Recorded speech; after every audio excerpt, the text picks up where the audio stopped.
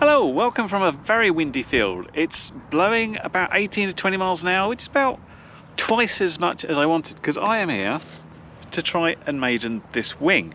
Now, this was supposed to have OpenHD on it and test out the Oaking board. The Oaking board's just going through a few hardware changes and revisions.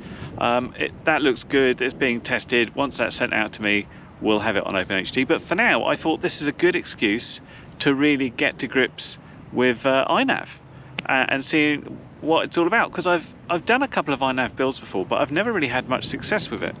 So I thought I'll quickly convert this over to analog and we'll see how it does. Let me show you around the wing first off. First off, I really hope you can hear me and this microphone shield is working correctly, because it is pretty damn windy.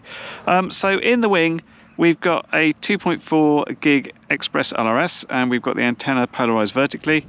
The whole wing's been laminated, though I have to confess I had a bit of a burn there and crushed part of the wing a little bit.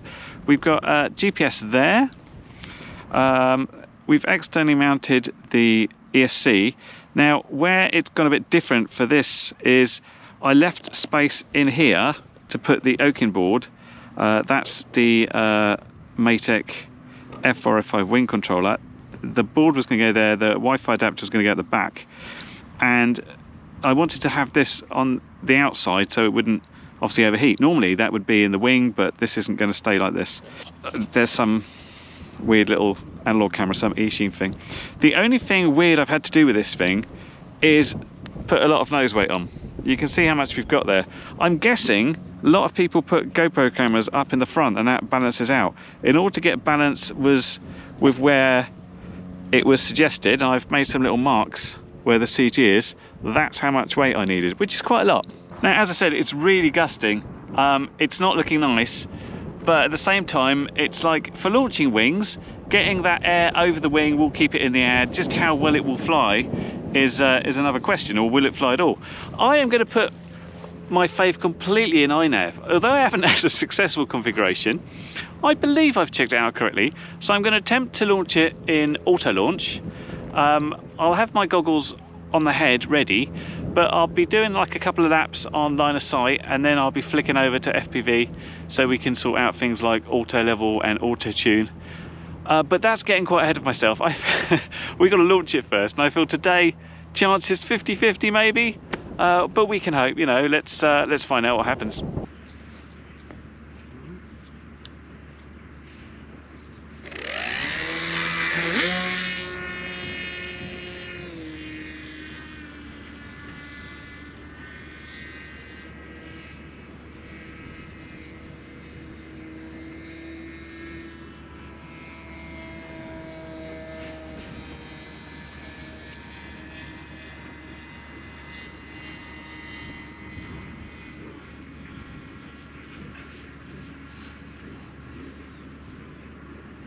Right, so we're flying FPV now. As you saw there, auto launch seemed to work fine, although I have to say I got on the sticks pretty quickly, and that's because I was flying line of sight and I didn't want to go too far.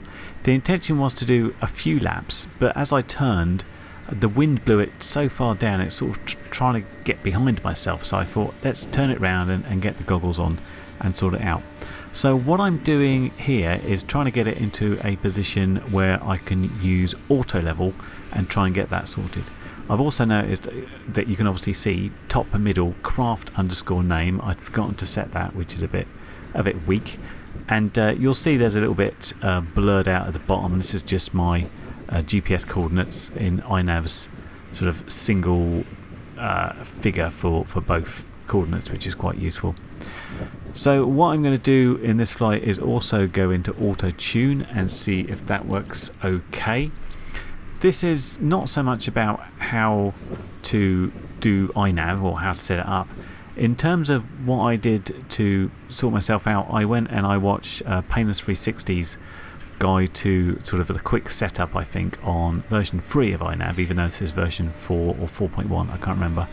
And he had some really handy stuff about using how to use auto tune, and he put his specifics in for auto launch and that, and I found it really handy. So if you're setting up a wing for the first time or a plane and you want to use iNav, go and watch his stuff, because it's much better than what I could do in terms of setting this up, and I found it really, really useful.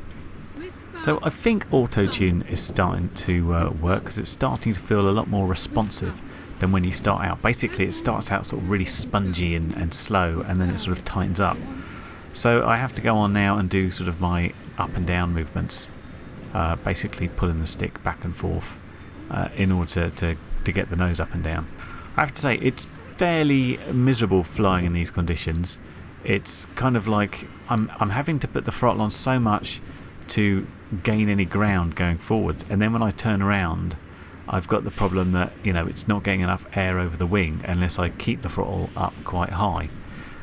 It's not really that flyable, this weather. Really sort of 10 miles an hour, maybe 15 on the outside, you'll be fine. 20 miles an hour, especially when you get up higher and it gusts even stronger, is not desirable in the least.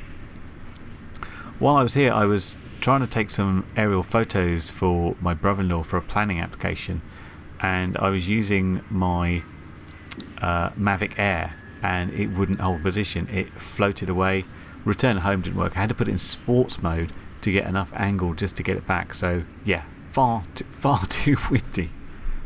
Having finished the auto-tune, I put it back in a horizon, but horizon kept drifting off to the left.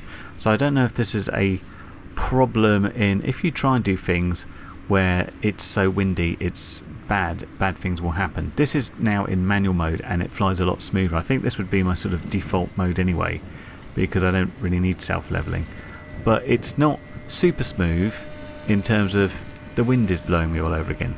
But if there's one more mode I wanted to test out for today, it would be RTH.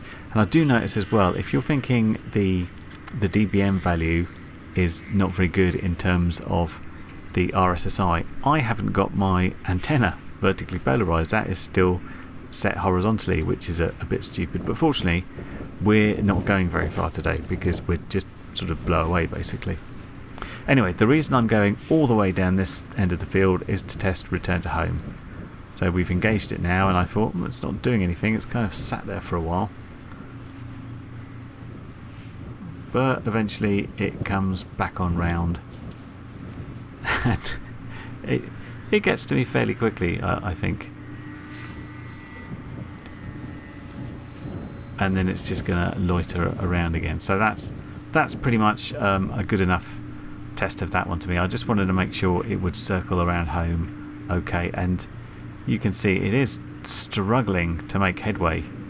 Perhaps my amount of throttle I've got set there is not as good, because it was down to about 4 kilometers per hour at one point. Anyway, taking control back and just remembering I had my GoPro running, I thought I'd try and get a couple of passes where you can at least see this wing going overhead. This wing, by the way, is kind of a new old wing. This is a Flying Wings Falcon Evo. Flying Wings is no longer in business, so you can't get this anymore. This was kindly donated by my friend Richard, as it's something he had lying around, and he thought, oh, I don't need this anymore. Let's see if Wayne wants it. And I did, and it's built here. Thank you, Richard. This is what it now looks like. So we're going to come in for a landing, and I'm obviously right next to a gate, and I have to come in this way into wind, so I know I'm going to overshoot myself by some margin here. It's kind of a question of, as long as it's down somewhere in the field and I can go and get it, I don't care. It's a hell of a lot easier finding wings than quads in the field, because they're great big white foam things, so they stand out quite nicely.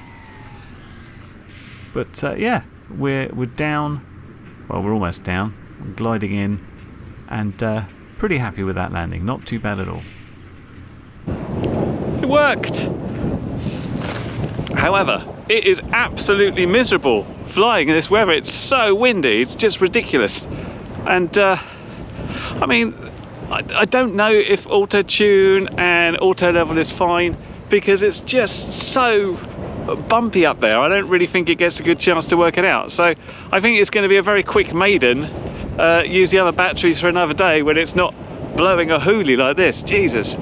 And here it is, all safe and sound, but oh, 50 metres from where I took off from. But I did put myself next to that gate, which wasn't brilliant. But yeah, I'm pretty happy with that. I mean, auto launch worked. We got up in the air, we flew around, we did a bit of tuning, but I mean, the point is it coped with it okay, but I was at 100% throttle most of the way around, which wasn't ideal. So I think we'll cut that short today, come back when it's not gale force winds, and have some more fun with it. But yeah, hooray for iNav! Well, you've made it to the end of the video, so thanks once again for watching. If you like what you saw, then please consider subscribing, and if you really like what you saw, then be sure to check out the link to my blog for a variety of ways in which you can help support this channel.